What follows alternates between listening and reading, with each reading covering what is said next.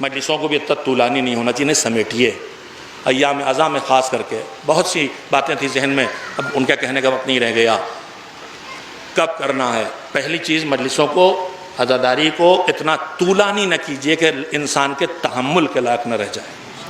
آپ میں یا مجھ میں 2 آدمیوں میں اتنا دم ہے، 4 میں اتنا دم ہے، دونوں ہاتھوں سے 2 گھنٹے میں ماتم کر سکتا ہوں، مثال کے طور پر میرا جوان، لیکن سب میں اتنا دم نہیں ہے۔ اسے شرمندہ نہ کیجیے، یہ نہ لگے کہ عزادار نہیں ہاتھ روکے کھڑا ہے۔ میں بہت وقت گزر گیا، میں خط یہ نہیں چھوڑے دیتا ہوں، شرم اپنے کسی عمل سے کسی اور، آپ کہیں شرمندہ کیوں کروں گا؟ سنیے، مزاج معصوم سمجھیے، گھنٹوں نوحے، گھنٹوں ماتم، لمبی لمبی مجلسیں، لمبے لمبے، یہ سب جو ہم کر رہے ہیں، جو اس سے محروم ہو رہے ہیں اس کے ذمہ دار، اور اگر وہ شرمندہ ہو رہے ہیں، لوگ کہہ رہے ہیں دیکھو ماتم سے بھاگ گئے، جلوس سے بھاگ گئے۔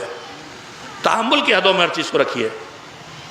اگر ہمارے بزرگوں میں زیادہ وقت تھا، ان کے پاس کم مشغولیت تھی، ان کے پاس طاقت زیادہ تھی، بدن میں قوت برداشت زیادہ تھی، دھوپ کی، گرمی کی، کھڑے ہونے کی، چلنے کی۔ اب ہم سب جنگل کے درخت نہیں رہ گئے، گملے کے پھول ہو گئے۔ تو ان گملے کے پھول لڑکوں اور جوانوں کو آپ اتنا زبردستی کریں گے تو یہ زبردستی ان کو بھگا دے گی، بالکل اسی طرح جیسے آپ کسی فٹ بال کو حوض میں ڈبوائیں تو ہاتھ سے دبائے رکھیں گے تو جتنی دیر دبائے رکھیں گے رکے گا، اور جیسے ہی ہاتھ ہٹے گا بھگ جائے گا۔ آپ نئی نسل کو عزاداری سے، ان لمبی لمبی عادتوں، ان لمبے لمبے پروگراموں کی وجہ سے، عزاداری سے، نماز سے، عبادت سے، ہر چیز سے دور نہ کر رہے ہو۔ خدا نخواستہ اس کا جائزہ لیجیے۔ اتنا طولانی ہمارے پروگراموں کو نہیں ہونا چاہیے، سمیٹنا چاہیے، تحمل کے اندر لانا چاہیے۔ ایک بات، دوسری بات، بہت اہم باتیں جلدی سے سنا دینا چاہتا تھا مگر میں معذرت کا خواہاں ہوں، واقعاً بات بھی لمبی ہوئی اور باتیں پوری کہہ بھی نہ سکا۔ دوسری بات یہ، ابھی میں سنا رہا تھا دل دکھانا۔ امام کے ساتھ ایک صاحب حج میں سب جا رہے تھے، قافلہ ساتھ تھا، ایک صاحب حیثیت تھا، بہت بھیڑیں لے کے آیا تھا، اونٹ بھیڑیں، روز کاٹ کاٹ کھلا رہا تھا۔ کتنا اچھا کام تھا۔ جو حاجی ساتھ آئے ہیں ان کو اونٹ اور بھیڑیں کاٹ کاٹ کھلا رہا، جن کو نصیب نہیں، ثواب ہی ثواب ہے نا۔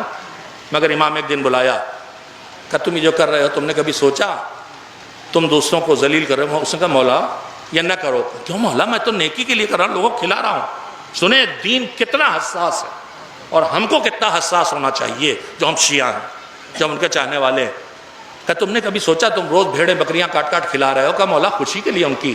کہ یہ بھی سوچو اگر ان میں سے جتنے ہیں ان میں تمہارے جیسے صاحب حیثیت نہیں ہیں، تمہیں کھلاتے دیکھ کے ان کا کلیجہ محسوستا ہے کہ میں نہیں کر پا رہا ہوں، ان کو جو یہ دل کو اذیت پہنچ رہی ہے اس سے بچانے کے لیے یہ نہ کرو۔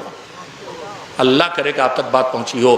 میں بہت زبردست تبرک بانٹ سکتا ہوں مگر میرا غریب پڑوسی نہیں حیثیت رکھتا۔ اب میں نے اپنی طاقت سے زیادہ پیسہ لگا کے تبرک بانٹ ڈالا، اس کا دل محسوس رہا ہے کہ میں نہیں کر پا رہا ہوں۔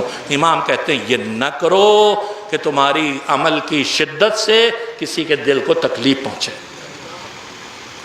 دوسری اور آخری بات کہہ کے بات کو ختم کروں، پورے مذہب کا جائزہ لیجئے تو بتاتا ہے نماز راستے میں نہیں پڑھ سکتے، نماز راستہ روک کے نہیں پڑھ سکتے، نماز کسی دوسرے کے زمین پہ بغیر اجازت نہیں پڑھ سکتے، ہے کہ نہیں ہے؟ یہ روح ہے، مذہب ہے۔ تو پھر خیال کریں ہم کہ ہم جب جلوس نکالیں تو مجلسیں کریں تو راستے بند نہ کریں۔ آپ کی عزت، ہم ابھی سمجھ رہے ہیں تار کٹوانے میں ہماری عزت ہے، درخت کٹوانے میں ہماری عزت ہے، تار کٹے گا علم نہیں جھکے گا۔ یہ کوئی بیعت باطل کا مطالبہ نہیں ہے کہ علم نہیں جھکے گا۔ تار کٹے گا، محلے بجلی غائب ہوگی، بیمار ہیں بستر پہ ان کو اذیت ہوگی، ان کو کہیں پنکھا نہیں چلے گا، سب آپ سے بدگمان ہوں گے۔